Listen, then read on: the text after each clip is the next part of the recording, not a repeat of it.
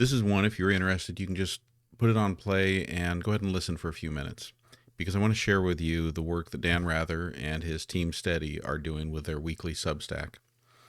Deep investigative reporting, sharp analysis, and talk that you're not going to get anywhere else. So just hit play and let me go ahead and read this one to you. This one is dated May 22nd. Shameful. Mike Johnson pushes Trump's policy bill through the House.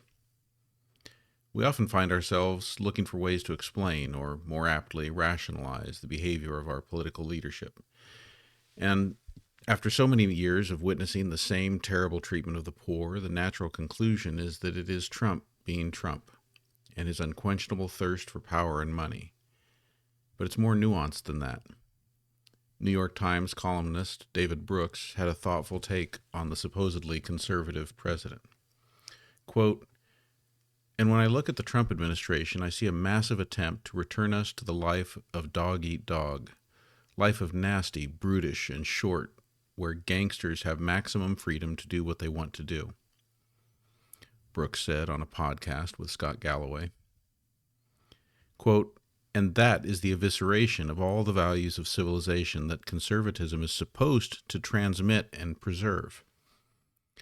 And I think the raw lust for power that Donald Trump embodies has not only eviscerated conservatism, it's eviscerated Christianity.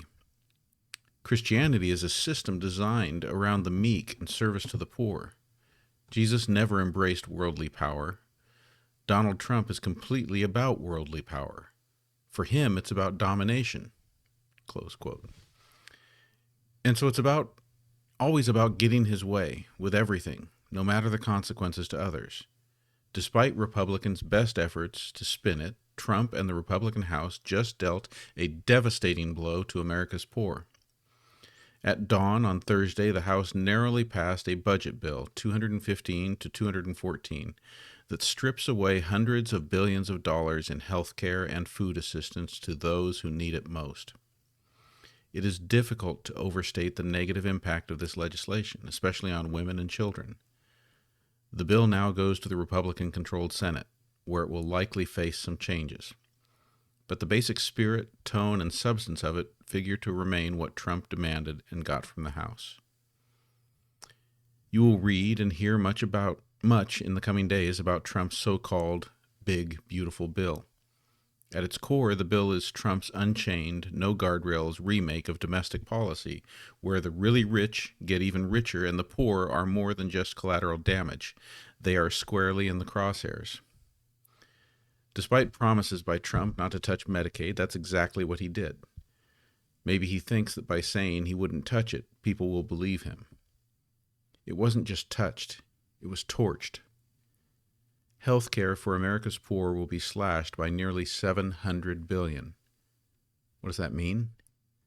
The Republican proposal would mean an estimated enrollment drop of 8 to 15 million people, according to KFF, a nonpartisan health group.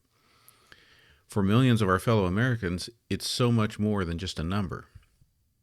Even more shamefully, if that's possible, $250 billion would be cut from federal food assistance, the SNAP programs, once called food stamps.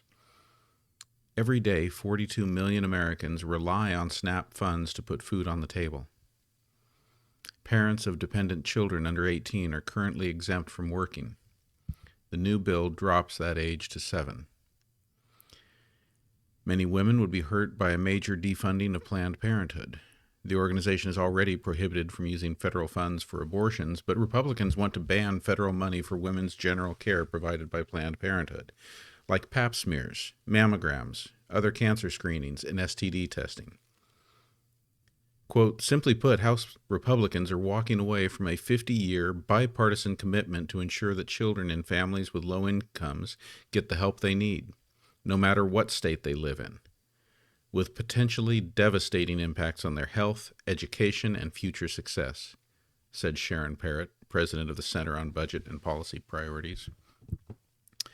Quote, "This is the day the Republicans lost the majority," Minority Leader Hakeem Jeffries predicted in a press conference after the bill passed the House. This is also the day Trump gave up on any pretense of neutrality for those who have less than he does. We can't even speak of compassion. It is a concept Trump does not comprehend. Today's bill proves that his contempt for those who have less is endless. He isn't content to let laws that help the poor stand. He feels the need to go after programs that are, in some cases, the difference between life and death. And if someone makes the argument that it will save the federal government billions, that's untrue. Remember, the bill provides tax cuts for the wealthy. Overall, the Congressional Budget Office estimates the deficit will balloon by $3.8 trillion. But this isn't just about dollars. This is about a society that is choosing to erase years of legislation meant to help those at the bottom of our socioeconomic system. Let's not forget that it is the middle and working classes that keep this country going. The nurses and the teachers, the farm workers and the shelf stockers. If they now get sick or can't feed their families, what will happen? Sometimes, through no fault of our own, they need help. Through no fault of their own, they need help. Especially as the specter of Trump's tariffs bears down on everyone, but on the poor most of all. This nation's strength has always been to step up and answer that call. There has long been national agreement that we should not punish anyone for being poor. Apparently not anymore. During his inaugural address in 1937, President Franklin Roosevelt expounded on the political philosophy of our country. Quote, "The test of our progress is not whether we add more to the abundance of those who have much. It is whether we provide enough for those who have too little." As a result of what happened today, those who have too little will now have even less. So, if you like what Dan Rather's doing, I want to encourage you to subscribe. He says here, to support my team's efforts to protect our democracy through the power of independent journalism, please consider joining as a paid subscriber. It keeps steady, sustainable, and accessible for all. Thank you. And he ends with, no matter how you subscribe, I thank you for reading. Stay steady. Dan. I just wanted to devote the time to this because Dan Rather's work that he is doing with this Substack is deeply meaningful, valuable, on point.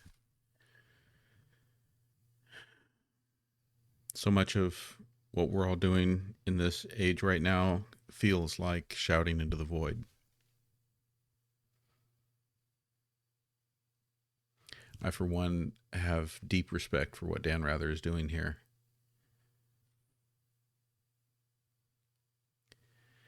And I know that I at least sleep a little better at night, even if my shouts are going into the void, knowing that I've stood up and shouted. Thanks for sticking around for this.